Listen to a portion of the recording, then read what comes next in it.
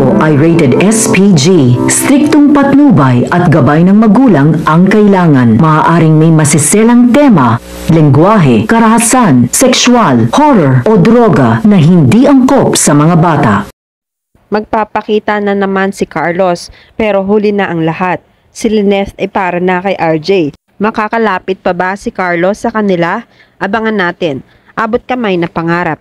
Nag-iisa si RJ. Inalala niya ang mga nangyari sa kanila ni Lynette. Natutuwa ang puso niya na malamang mahal pa pala siya ni Lynette. Simula nung muli silang magkita sa ospital, naging mainit ang yakapan nila. Lalo siya kinilig nung marinig niya mismo kay Lynette na mahal pa rin siya nito. Handa si Lynette na itaya ang buhay niya para lang sa kanya. Maya-maya dumating si Zoe. Umiiyak. Akala ni RJ, ang mga luha ni Zoe ay dahil natutuwa si Zoe na ligtas siya. Ang hindi niya alam, luha ito ng pangungulila kay Carlos. Humingi ng sorry si RJ kay Zoe sa panahong wala siya sa tabi ni Zoe. Inilapit pa niya ang anak sa mapanganib na tao, si Carlos. Habang umiiyak si Zoe ay sinumbatan ni RJ si Carlos. Anong klase bang ama si Carlos? Hindi man lang siya nakaisip na ang anak niya ay nag-iisang si Harry. Hindi na siya nahiya sa dami ng kasalanang ginawa niya. Wala siyang kwentang ama. Nagigilty si Zoe. Hindi lang naman si Harry ang anak ni Carlos. Siya rin, pero hindi ito alam ni RJ. Nagsisisi rin si RJ dahil naging mag-close pa sina Zoe at Carlos. Sa Apex, nabalitaan ni Giselle kay Eric ang sentimiento ni Justin. Balita ni Eric na na-upset si Justin dahil walang nagawa ang investigador nito para makatulong sa paghahanap kina RJ at Lynette. Nangako pa naman siya na tutulong sa kanila. Sumagot si Giselle, "No, wag siya ma-upset dahil ginawa naman niya ang palagay niyang tama. Nagpapasalamat nga ako sa initiative niya sa pagtulong. Nasaan siya? Kakausapin ko siya." Itinuro ni Eric kung nasaan si Justin. Pumasok sila sa conference room kung nasaan andun si Justin. Nilapitan agad ni Giselle si Justin. Nagsalita naman si Justin. "I am thinking na mag-resign na lang. Tutal nahihiya ako. Nag-offer ako ng tulong para mahanap sina Doc RJ, pero wala akong naitulong sa inyo." Nagulat si Giselle. Nagmamakaawa. "Justin, wag mo naman isipin yan. Wala namang may gusto sa nangyari. Wala rin namang nagtatanong sa iyo kung bakit hindi nakita ng investigador mo sina Obeng at Lynette. Please, Justin, don't leave. Apex needs you, and you know that I need you." Parang nandiri si Justin sa sinabi ni Giselle. Hindi pa man tapos magsalita ang mami niya ay pinutol niya na agad ito sa pagsasalita at tumayo. Nakatingin si Eric sa kanila, nakangiting aso. Gusto niyang ginagawa ni Justin sa hindi pagrespeto sa nanay nito. Sabi ni Justin, "Please, don't dare say it. Kung hindi, magre-resign talaga ako. Hindi ito tungkol sa atin. Nagigilty lang ako dahil pakiramdam ko wala akong naitulong." Kumalma si Giselle. "Hindi mo dapat nararamdaman yan. Wala namang kumakastigo sa'yo. Hindi mo kasalanan kung hindi nagampanan ng investigador ang trabaho niya.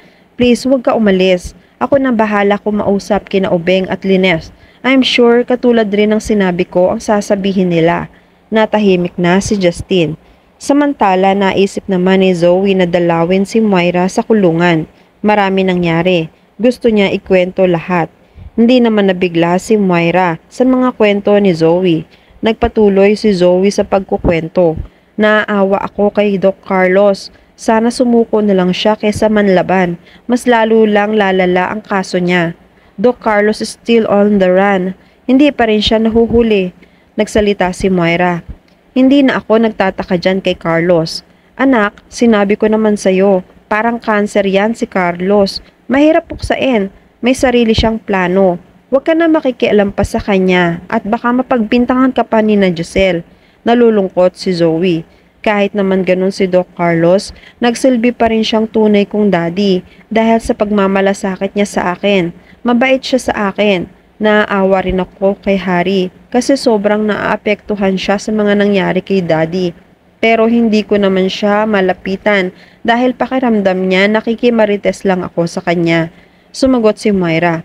"Huwag mo nga matawag-tawag na daddy yan si Carlos. Huwag mo na rin alalahanin pa si Harry. Baka mahalata ka pa kung bakit ka concern na concern sa kanila. Malaki na naman si Harry. Kaya na niya ang sarili niya. Napapangiwi lang si Zoe. Kinabukasan, hindi pinatulog ni Linef si RJ dahil sa mga sinabi niya tungkol sa nararamdaman niya para kay RJ. Hindi makatiis si RJ na hindi makita si Linef. Dumalaw siya sa bahay ni Linef.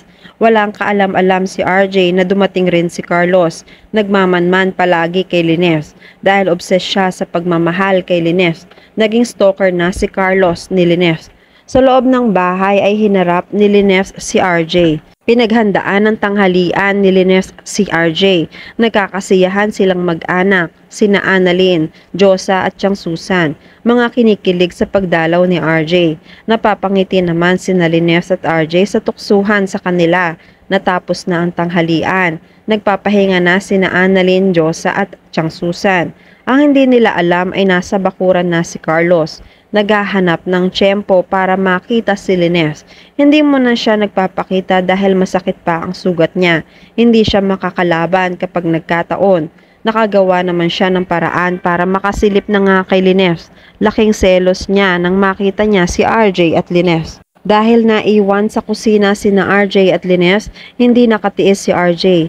Nilapitan niya si Linef at sinabi ang nararamdaman ng kanyang puso. Linef, tungkol sa mga sinabi mo, na mahal mo pa rin ako. Biglang nahiya si Linef para siyang isang teenager na hindi mapakali at hindi maintindihan ang magiging reaksyon dahil sa sobrang hiya. Napapangiti si RJ. Unti-unti naging seryoso ulit siya at nakipagtitigan kay Linef. Nagtama ang kanilang paningin. Kinuha ni RJ ang mga kamay ni Linef. Linef, matatanggap mo pa rin ba ako ngayon? Tahimik na kinakabahan si Linef. Nagpatuloy si RJ sa pagsasalita. I'm not perfect, but I truly know that I can love you the way you deserve to be loved. Magkatitigan naman sila. Naiiyak pa si Linef. Pero natigil ang moment na to dahil sa may bigla silang narinig na galabog. Si Carlos ito. Dahil sa sobrang pagmamasid sa dalawa at sa pagsaselos ay hindi niya alam na may natapakan siyang isang paso na nasagi niya pa. Lumikha ito ng ingay.